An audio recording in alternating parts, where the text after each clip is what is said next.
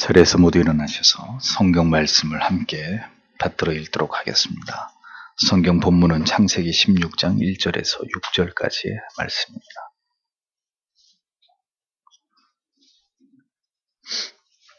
창세기 16장 1절에서 6절을 다 함께 같이 읽겠습니다. 아브라함의 아내 사레는 생산치 못하였고 그에게 한 여종이 있으니 애굽 사람이요 이름은 하갈이라.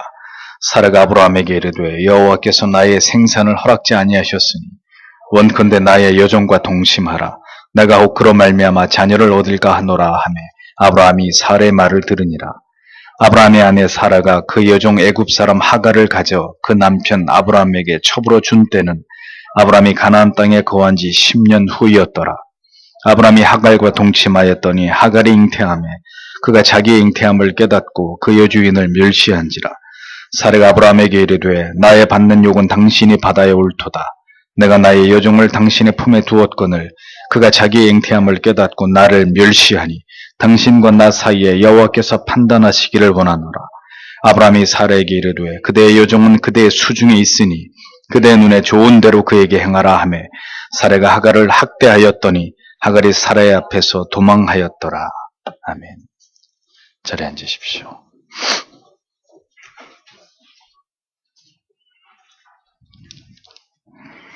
하나님의 말씀이 여러분의 영혼 가운데 분명한 깨달음으로 임하기 위해선 성령의 조명하심이 필요합니다.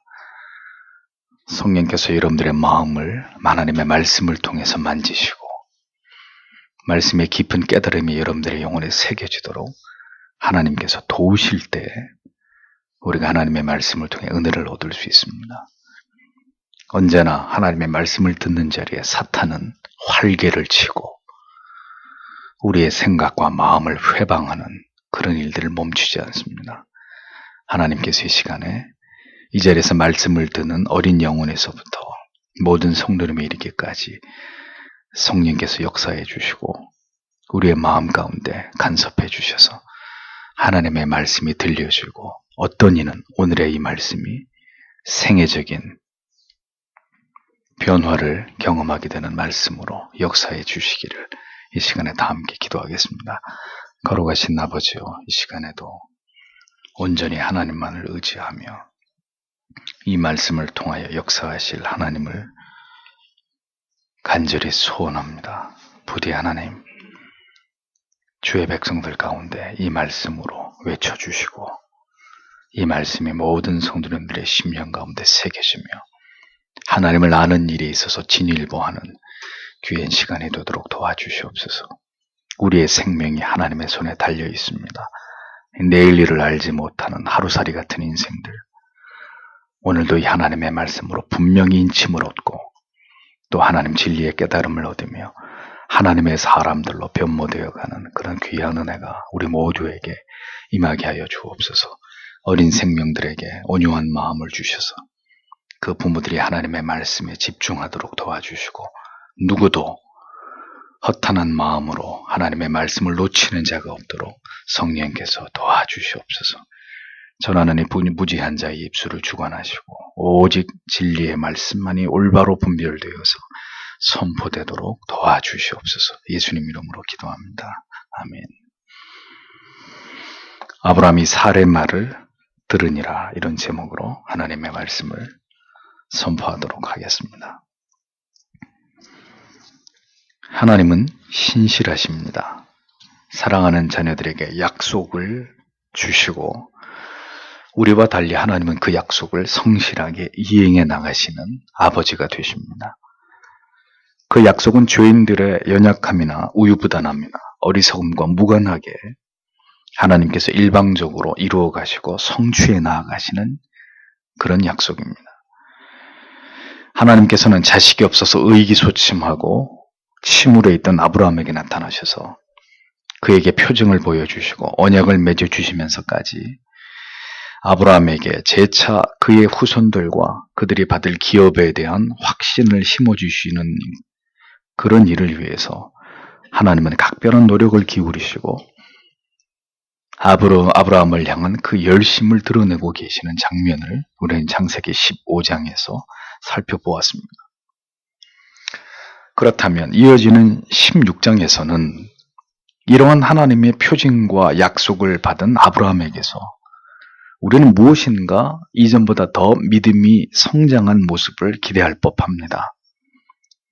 그러나 그런 우리의 기대가 여지없이 무너지고 있는 아브라함과 그의 아내 사레의 모습을 창세기 16장은 우리에게 보여주고 있습니다. 자식이 없어서 고통을 당하고 있었던 것은 아브라함만이 아니었습니다. 사레 역시 오랜 시간 동안 무저한 이유로 인해서 많은 심적인 고통에 시달려왔습니다. 사람마다 고통의 원인과 내용이 다르겠지만 아브라함과 사레는 물질 때문에 고통을 당한 사람들은 아니었습니다. 잘 아는 대로 이미 아브라함은 거부가 되어 있었죠. 또 그들은 질병, 육신의 질병 때문에 고통을 당하고 있었던 사람들도 아니었습니다. 그리고 그들은 심각한 관계에서의 어떤 갈등 때문에 또 마음에 큰 고초를 겪고 있었던 그런 사람들도 아니었습니다. 아브라함과 사레의 고통은 자식이 없다는 바로 그 문제였습니다. 하나님은 하나님의 자녀들에게 결핍을 주십니다. 어떤 모양으로든 어떤 식으로든 그들에게 심각한 결핍, 결함, 결손을 주셔서 그 문제를 두고 하나님 앞에 계속해서 기도하고 인내하고 하나님의 뜻을 기다리게 하시는, 또 그것을 통해 그들의 믿음을 성장시켜 나아가시는 분이 하나님이심을 잊지 말아야 됩니다. 그래서 결핍이 없는 사람은 아무도 존재하지 않는다는 것을 우리는 올바로 이해할 필요가 있는 것이죠. 어떤 사람은 물질 때문에, 어떤 사람은 관계 때문에, 어떤 사람은 질병 때문에, 이 모양 저 모양으로 모든 사람들은, 이 땅에 존재하는 모든 그리스도인들은 고통을 느끼면서 살아가고 있다는 것을 기억해야 하는 것이죠.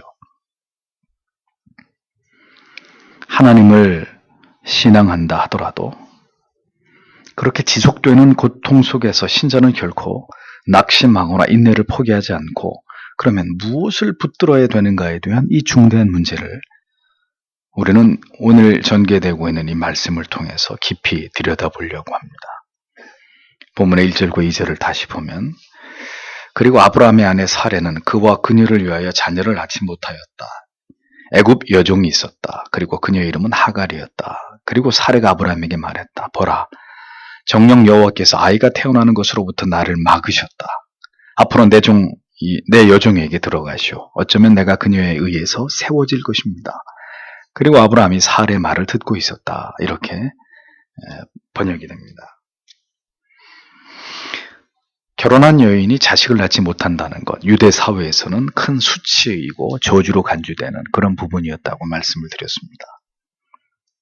그러나 아브라함과 사레는 하나님께로부터 자손에 대한 언약을 이미 여러 차례 들었고 그 사실을 분명히 알고 있었던 자들이었습니다. 하늘의 별, 땅의 티끌, 바다의 모래, 하나님께서는 이러한 비유의 말씀들을 통해서 분명하게 아브라함에게 내 자손을 이같이 많게 해주시겠다. 내 몸에서 나온 자손을 이렇게 이 세상에 증가되도록, 너의 자손이 이렇게 많아지도록 내가 그렇게 하겠다라고 분명히 약속해 주셨습니다. 그런데 뭐가 문제였느냐? 문제는 시간이었다는 겁니다. 하나님의 약속은 분명한 것이었지만 그 약속은 여전히 이루어지지 않은 채로 속절없이 시간만 흘러가고 있었다는 거죠. 언제나 우리의 인내하지 못하는 것이 모든 불행과 고통을 자초하게 되는 화근이 됩니다. 인내는 연단은 소망을 이루는 줄 알미로다. 성경은 분명히 인내를 통한 연단이 결국 우리의 소망을 이룬다고 로마서를 통해서 분명하게 말씀하고 있습니다. 그러나 죄인들은 인내의 한계를 가지고 있는 어쩔 수 없는 존재들입니다. 아무리 하나님의 약속이 분명하다 할지라도 어리석고 미련한 인간들은 그 상황을 견디지 못하고 참아내지 못하는 한계들을 가지고 있는 그런 존재라는 겁니다. 하나님의 약속이 현실 속에서 이루어질 기미가 보이지 않을 때 인간은 결국 하나님의 약속을 의심하게 되고 그 의심은 급기야 불안을 만들어내고 그 불안은 스스로 자구책을 마련하게 되는 어리석음으로 발전하게 되는 특징을 갖는다는 겁니다. 결국 문제를 내 스스로 해결하려는 결단을 서둘러 내리게 되는 이것이 죄인들의 모습이라는 거죠. 그것이 바로 하나님을 향한 불신앙이 되는 것입니다. 하나님을 온전하게 신뢰하지 못하는 인간의 어리석음입니다. 의심이 신앙보다 클 때 결국 인간의 불안과 조급함은 시작되는 것이고 이내 스스로 결정하고 행동하는 수순으로 그것은 발전하게 되어 있는 것입니다.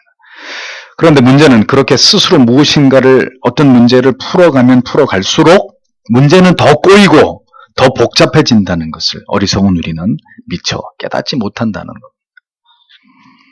아브라함과 사례의 사례는 그 전형적인 예를 우리에게 보여주고 있는 것이죠. 신앙으로 믿음의 인내로 결국 해결되지 않는다고 결론 내리게 될 때 결국 신자는 세상의 방법을 가져오는 우를 범하게 됩니다. 사례가 그랬다는 거죠.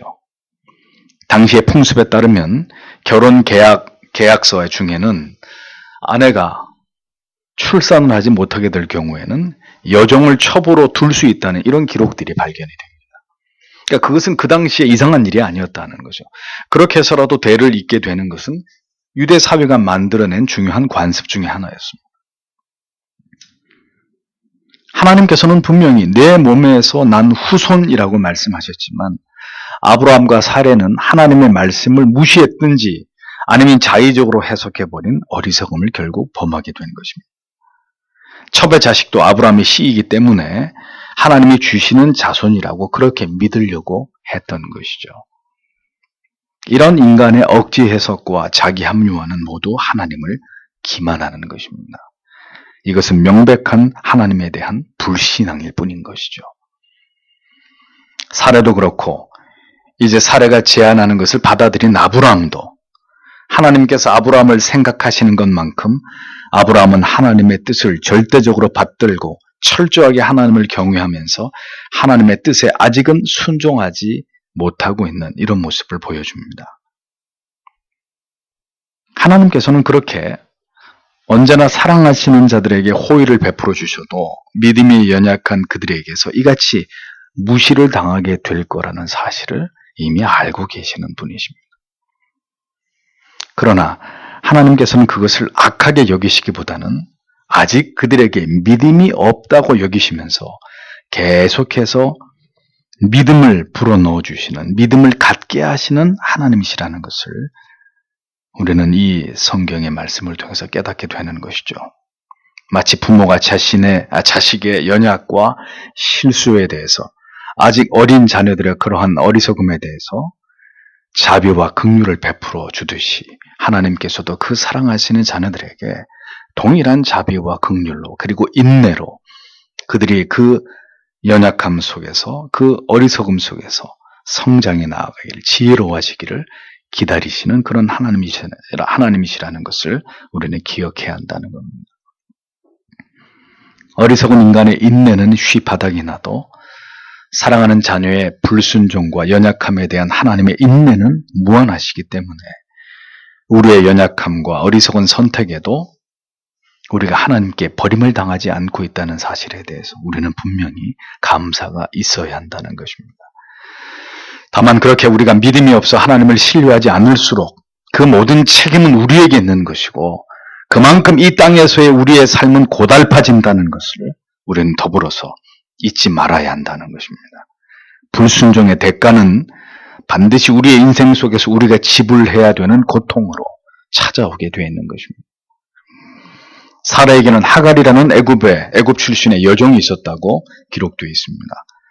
사라는 아브라함에게 그 여종과 동침해서 자녀를 낳도록 아브라함에게 그렇게 종용합니다. 원문을 보면 사라의 이 같은 요구는 한 번이 아니라 계속되었다는 동사 자체가 진행형을 취하고 있으니까 한 번만 이야기한 것이 아니라 사라가 아브라함을 볼 때마다 여종을 취해서 첩으로 삼아서 씨를 받으라는 이런 요구를 계속했다는 것을 알 수 있습니다. 계속해서 아브라함에게 사라는 이것을 요청하면서 하나님의 뜻이 아닌 것을 거듭 남편에게 요구하고 있었다는 거죠. 아내 여러분, 주의 뜻이 아닌 것을 남편에게 거듭 요청하는 것은 하나님이 절대로 기뻐하는 일이 아니라는 것을 기억하십시오. 그런데 그녀가 아브라함에게 하는 말을 잘 들어보십시오. 여호와께서 나의 생산을 허락하지 않으셨다고 말하고 있습니다. 원문의 정확한 번역은 여호와께서 아이가 태어나는 것으로부터 나를 막으셨다 이렇게 이야기하고 있습니다. 그러니까 사례는 자신이 아이를 낳지 못하는 원인이 하나님이 자기의 태를 막았다 그 때문이라는 것을 분명히 알고 있었다는 뜻입니다. 그러나 또한 남편인 아브라함에게 하나님께서 거듭 주신 약속은 반드시 내 몸에서 자손이 태어날 것이라는 사실도 그녀는 또한 알고 있었습니다. 그렇다면 사례는 하나님의 약속을 그 말씀을 견고하게 믿었어야 했습니다. 그러나 그녀의 기다림은 오래되었고 이제 점점 생명을 잉태할 힘이 자기의 몸에서 사라지고 있는 것을 그녀가 느끼면서 현실적인 두려움과 근심이 믿음을 막아버리는 이런 상황에 이르게 했다는 겁니다.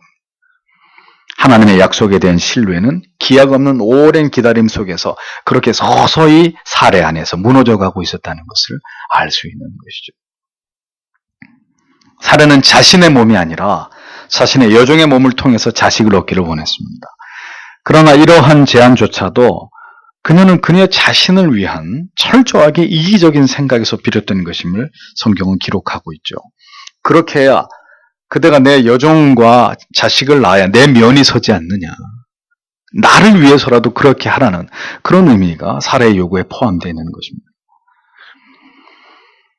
사례 문제는 철저하게 자기의 불행에 대해서 몰입되어 있었고 자기 자신만을 생각하고 있었다는 점입니다. 자신의 자존심, 더 이상 아이를 갖지 못하는 여인으로서의 자괴감을 스스로 속히 떨쳐버리려고 사례는 이렇게 남편을 압박하고 있었다는 것을 볼 수 있는 것이죠. 하나님이 벗겨주시지 않는 고통을 스스로 벗어나려고 발버둥을 치고 있는 사례의 모습을 보게 되는 것입니다.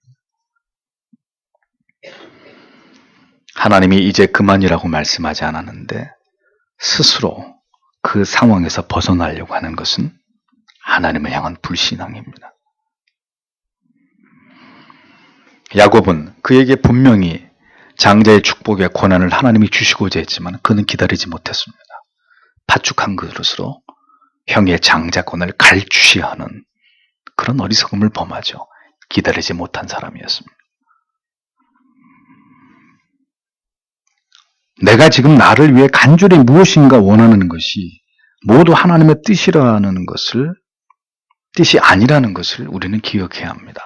지금 내가 뭔가를 간절히 원하는 그것이 하나님께서도 지금 내게 이루어 주셔야 되는 중요한 문제라고 생각하는 그런 자기 합리화에 빠져서는 안 된다는.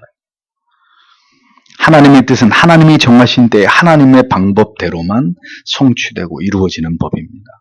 그 누구도 하나님의 주권적인 섭려와 계획을 침해할 수 없습니다. 그러나 만약 인간들이 어리석게 하나님의 뜻을 어기고 스스로 무엇인가를 결정하게 되면 그 모든 결정에 대한 책임은 모두 자신에게 있는 것이고 그러한 결정은 반드시 후회할 일들로 현실 속에서 실현된다는 사실을 우리는 잊지 말아야 되는 것입니다. 사례가 견디기 힘든 마음의 괴로움과 고통 중에서 남편인 아브라함에게 그렇게 말했을 때 아브라함이 진정으로 하나님을 신뢰하고 경외하는 그런 분명한 믿음을 가진 자였더라면 그는 사례에게 어떻게 말했어야 할까요? 그는 아내로 하여금 더욱 하나님의 신실하심을 바라보고 인내해야 된다고, 함께 더 이 상황을 인내하자고 그렇게 설득하고 권면하고 필요하다면 아내를 책망했어야 했습니다. 왜냐하면 그는 불과 얼마 전에 하나님께로부터 강력한 표징과 언약을 또다시 그 후손에 대한 약속으로 하나님께 받았던, 하나님께 그런 용기와 위로를 얻었던 자였기 때문이죠. 그럼에도 불구하고 아브라함은 무기력하게 아내의 이러한 계속되는 제안을 뿌리치지 못하고 아내가 말하는 것을 순순히 받아들이는 이런 모습을 보여줍니다. 참으로 실망스러운 모습이 아닐 수 없죠. 누가 지금의 이러한 모습의 아브라함을 믿음의 조상이라고 여길 수가 있겠습니까? 아브라함과 사라의 문제는 하나님의 약속을 더 이상 기다리지 못하고 당시의 관습과 관행을 자연스럽게 따랐다는 점입니다.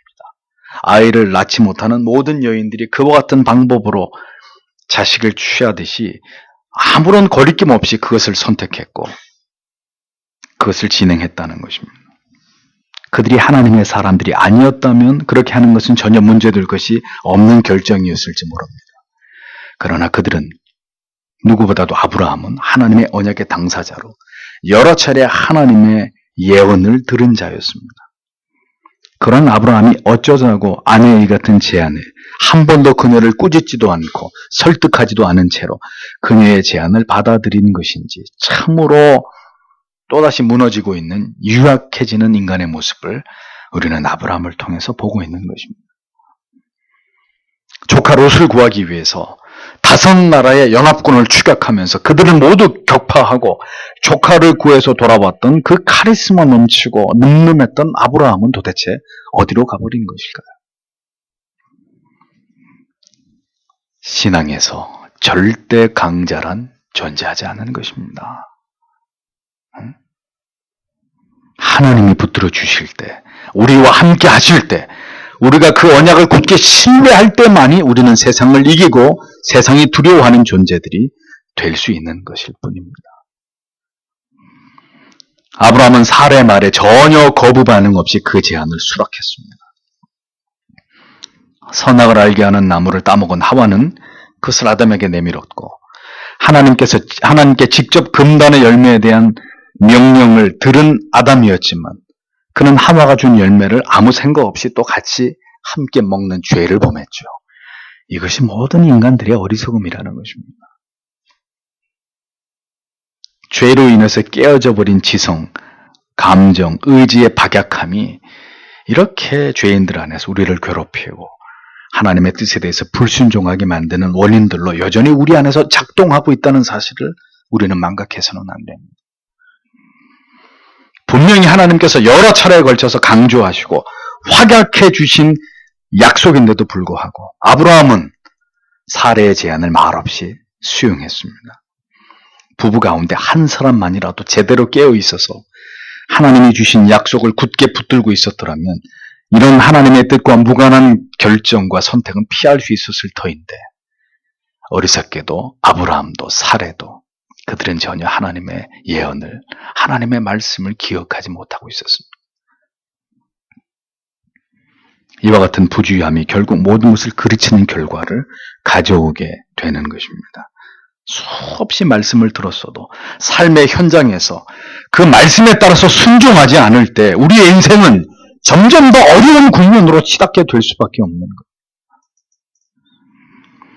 아브라함은 영적으로 주도 면밀하지 못했습니다. 그는 지극히 부주의했고 사례와 자신의 결정이 하나님의 뜻에 합당치 않음을 전혀 분별하지 못했습니다.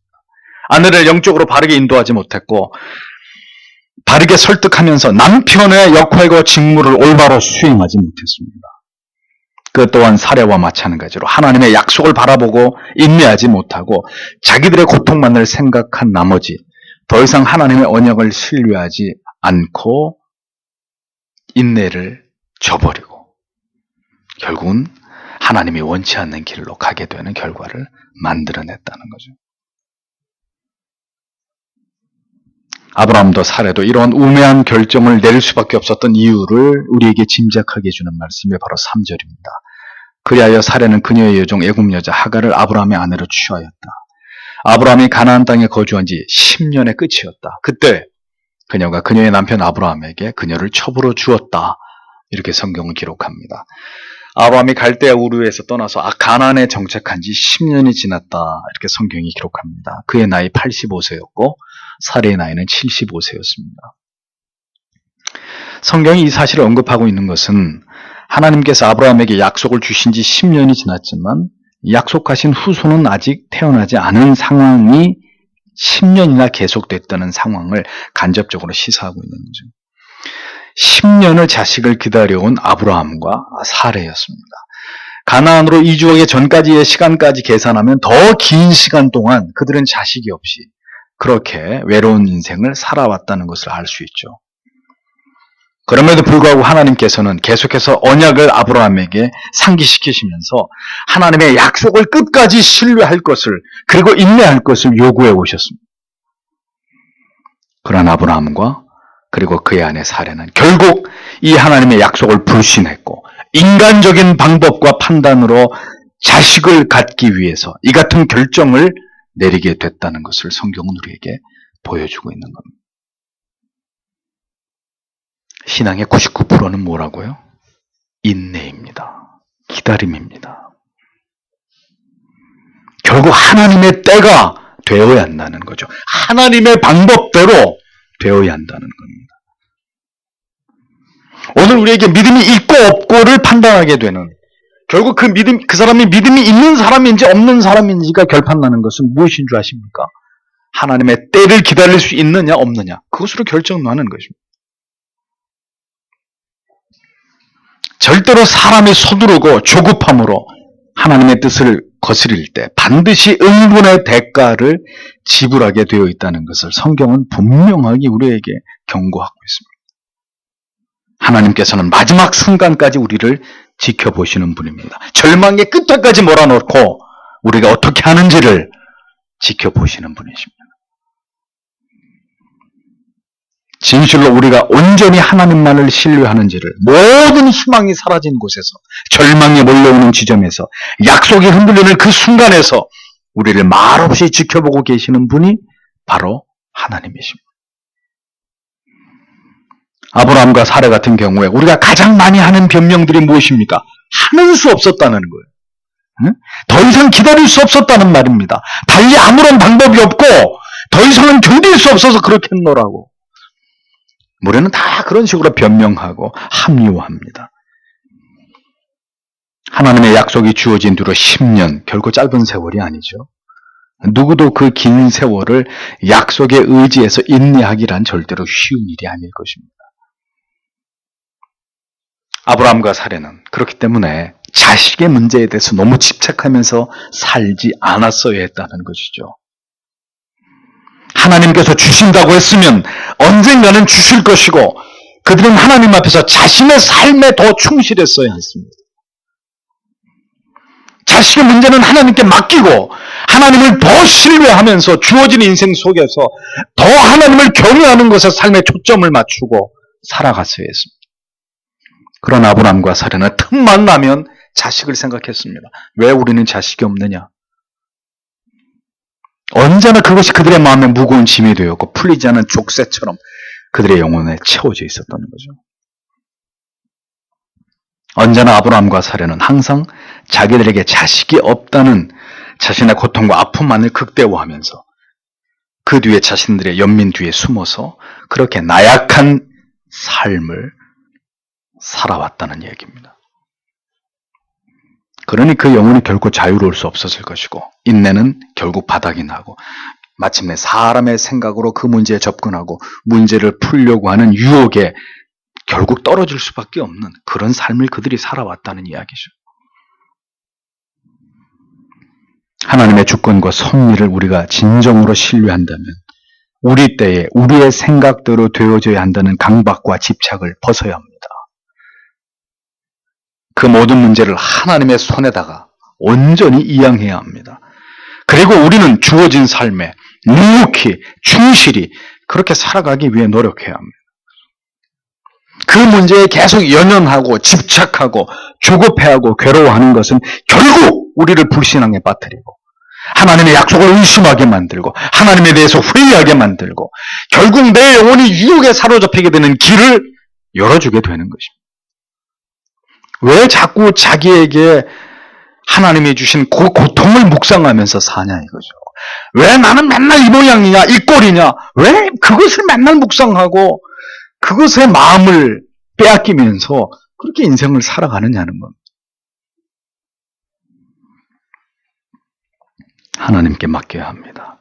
그것이 이루어지기를 바라기보다는 하나님께 온전히 집중하는 그런 삶을 우리는 살아야 합니다. 그것이 여러분의 영혼을 집착과 강박과 조급함으로부터 벗어나게 하는 길입니다. 마음의 소원과 뜻하는 바가 이루어지지 않았어도 오늘도 변함없이 하나님께 집중하면서 하나님 안에 거하는 일에 최선을 다하는 그런 하루하루를 살아가는 것이 신자들에게는 너무나 중요한 우리의 인생을 지혜롭게 살아가는 방법이라는 거죠. 근데 우리의 마음은 언제나 풀리지 않은 그 문제에 집착하고 거기에 묶여있기 때문에 결국은 인내가 바닥나고 길이 아닌 길로 가게 되는 이런 문제를 야기하게 된다는 겁니다.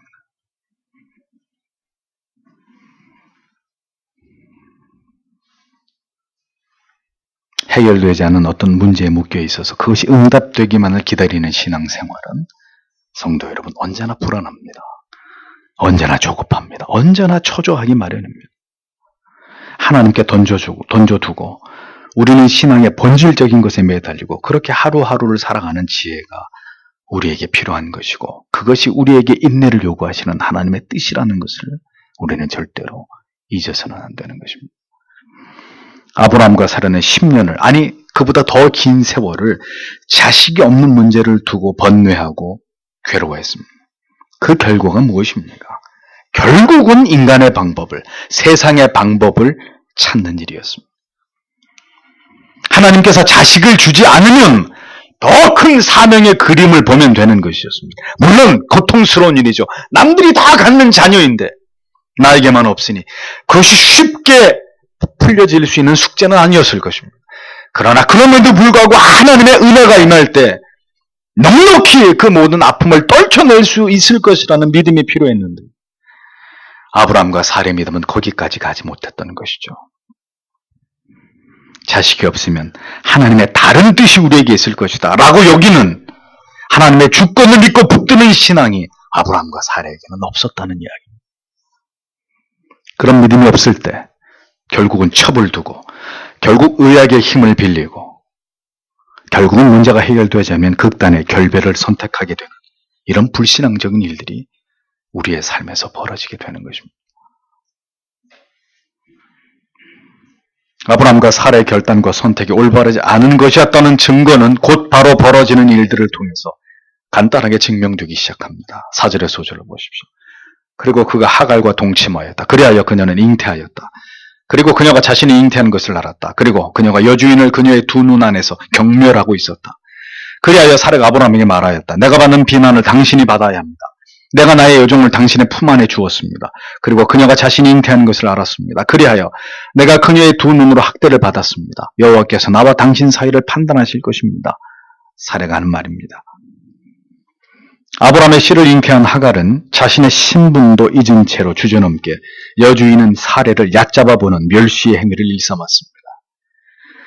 이러한 첩의 제도가 얼마나 어리석은 인간의 발상인지를 성경이 보여주는 것이죠. 일부 다처는 절대로 행복할 수 없다는 것을 성경이 얘기하고 있는 겁니다. 어떤 아내가 자신이 임신을 할 수 없어서 다른 여자를 남편의 첩으로 주면서 나는 어떤 질투도 하지 않을 거야. 나는 어떤 시기도 하지 않을 거야. 이렇게 바보 같은 생각을 한단 말입니다. 그게 가능한 일이겠습니까? 그렇게 자기를 믿었다면 그것이 얼마나 어리석은 인간의 생각이냔 말이죠. 아이를 낳지 못하는 여주인 대신 주인의 씨를 갖게 된 여종이 당연히 오만의 질이라는 것은 불보듯이 뻔한 일입니다. 그런데도 사라는 자신을 믿었고 자기의 여종을 믿는 바보 같고 어리석은 일을 저지르는 것입니다. 사라는 이제 자신을 멸시하는 하갈에 대해서 끓어오르는 분노와 억울함을 표현하지 않을 수 없는 지경에 이르게 됐습니다. 그것이 타락하고 부패한 죄인의 마음이라는 것을 사라는 정령이 몰랐을까요? 사람들은 자신이 다른 사람보다 훨씬 더 착하고 선하다고 믿는 경향이 있습니다. 하지만 정말 그런가요? 우리 안에는 천사가 살고 있는 것이 아니라 악마가 살고 있습니다. 사라도 하갈도 이 상황에서 죄악에 휩싸이지 않을 재간이 없는 그들은 한갓 어리석은 죄인들일 뿐이라는 사실을 그녀들은 모르고 있었던 것이죠. 자기들 스스로를 시험에 들게 만드는 그런 일들을 어리석게 자행하는 자들이 바로 죄인들이라는 것. 이런 일들이 일어날 것이라는 것을 생각지 못한 사라와 아브라함은 이제 스스로를 더 큰 갈등과 괴로움으로 이끌어들이는 결과를 가져오고야 말았습니다. 거기에 더해서 사라는 이제 이 모든 책임을 남편에게 전가하고 있었습니다. 내가 당하는 이 멸시는 당신이 당해야 옳다고 말합니다. 자, 그런데 첩을 통해서 후대를 잇자고 하는 것이 누구의 제안이었습니까? 아브라함이 그렇게 하자고 했습니까? 사례 자신이 그렇게 하자고 남편에게 조르고 졸른 일이었습니다. 그런데도 그 결정으로 인해서 자신이 이렇게 여종에게 멸시와 모욕을 당하자 그녀는 지금 아브라함을 원망하고 있습니다. 인간은 어쩔 수 없이 이기적인 존재란 말이에요. 사례는 깨달아서 했습니다. 결국 자기의 그 조급한 결정이 스스로 이러한 어려움을 갖게 만든 그런 원인이 되었다는 것을 그녀는 인정했어야 했습니다. 그러나 사례는 자기가 이렇게 멸시당한 책임이 남편에게 있다고 둘러대고 있습니다. 참 기가 막힌 이야기죠. 언제나 사람은 원망과 불평과 투사를 멈추지 않는 악한 존재일 따름입니다. 아담은 하나님이 내게 주신 이 여자가 나에게 줘서 내가 선악과를 따먹었다고 그렇게 자기 아내에게 책임을 전가하지 않았습니까? 그것이 인간의 추악함이라는 거예요. 끊임없이 책임을 전가하고 원망하고 자신의 불행의 원인을 다른 사람에게 환경에서 찾으려고 하는 이런 어리석음들을 인간들은 버리지 못한단 말이죠. 거기에 더 나아가서 사례는 이제 하나님까지 자기의 고통에 책임 있는 양 하나님까지 끌어들입니다. 당신과 나 사이에 하나님께서 판단해 주기를 원한다 라는 말을 합니다. 대체 이 일과 하나님이 무슨 상관이란 말입니까? 모든 판단과 결정은 자기 자신이 내린 일이었는데 자신의 결정이 자신에게 도리어 화가 되자 남편에게 그 다음은 하나님께 책임을 전가하는 지극히 이기적이고 옹졸한 모습을 사례는 드러내고 있었습니다.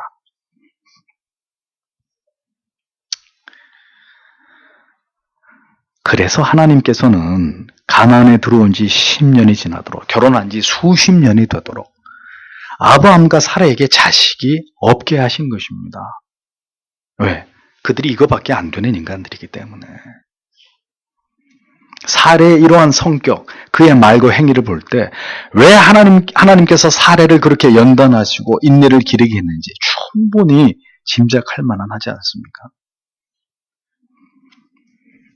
하나님의 약속을 믿고 인내하며 기다리지 못할 때 언제나 모든 일들은 이렇게 더 얽히고 설키게 된다는 것을 기억하십시오. 결코 내 생각대로, 내 뜻대로 되지 않는 인생입니다.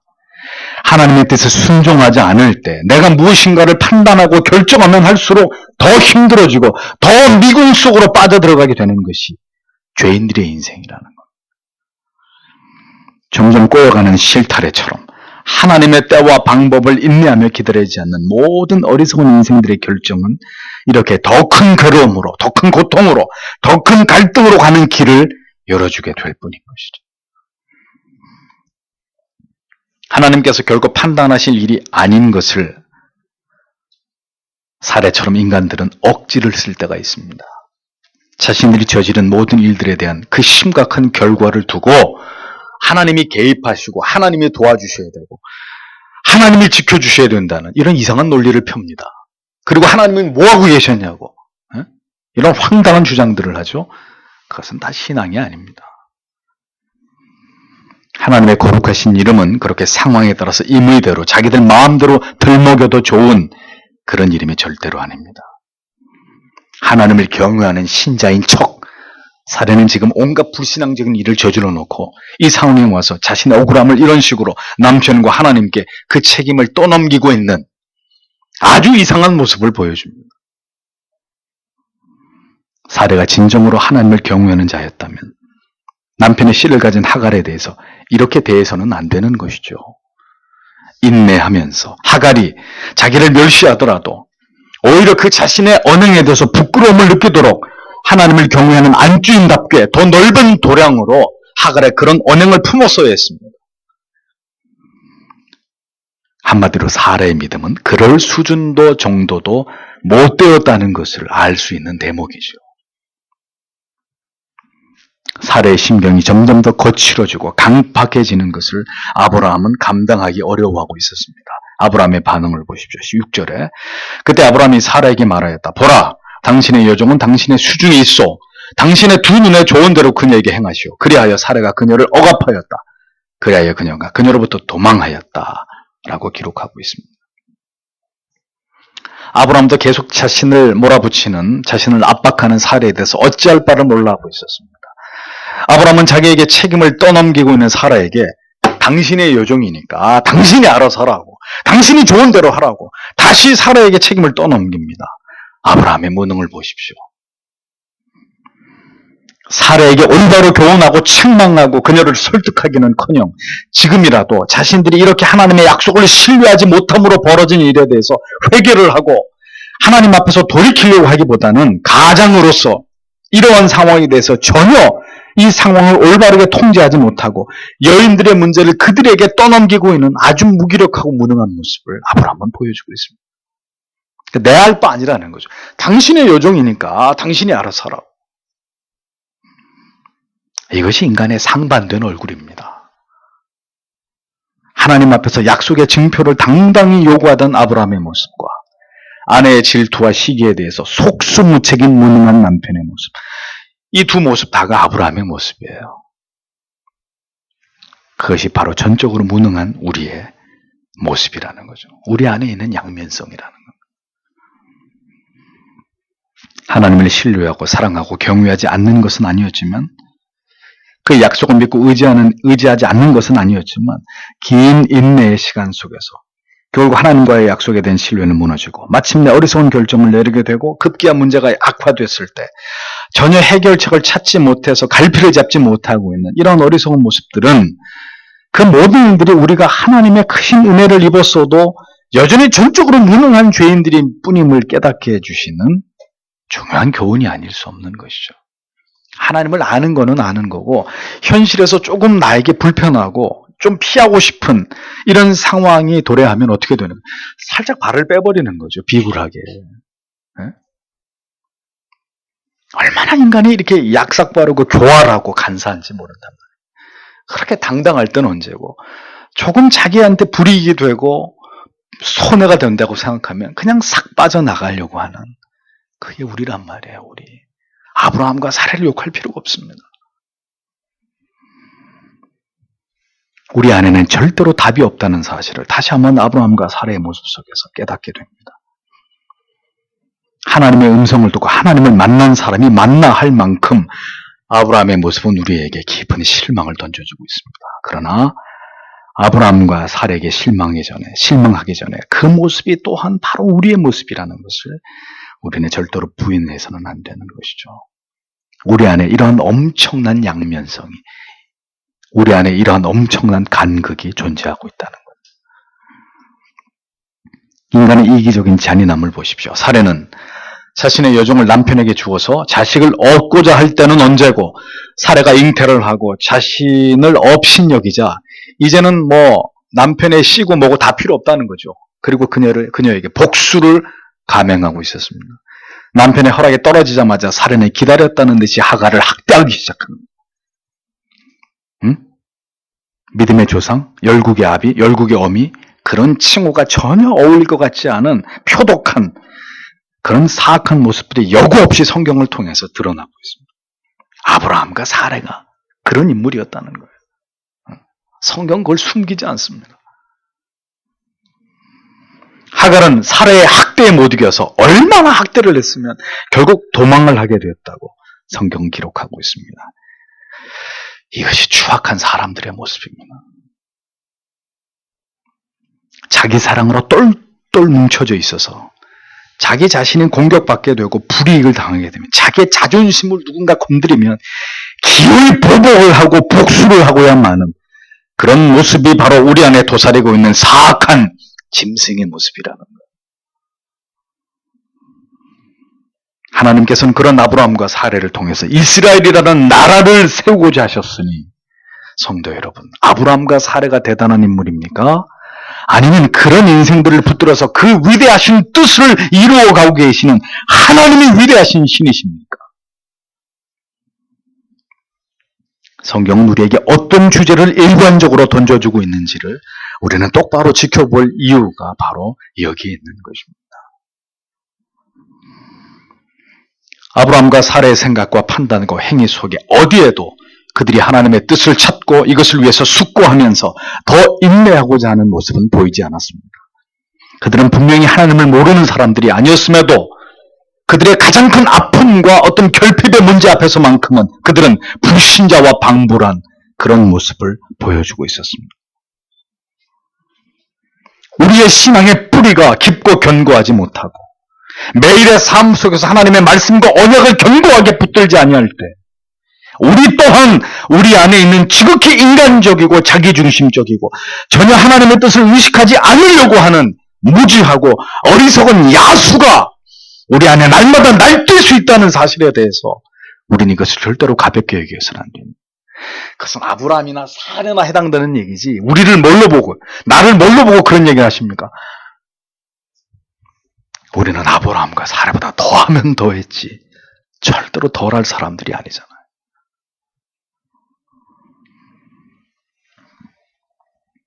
하나님을 신앙한다는 것, 믿음의 바른 길을 간다는 것은 참으로 하나님의 지극한 인내하심이 아니라면 우리에 대해서 끝없으신 용납과 용서와 관용과 자비와 긍휼이 여기심이 우리에게 전제되지 않는다면 우리가 믿음의 길을 가는 것, 하나님을 신앙하는 것은 불가능한 일입니다. 그것은 불가능한 과제라는 것을 철저하게 깨닫게 됩니다.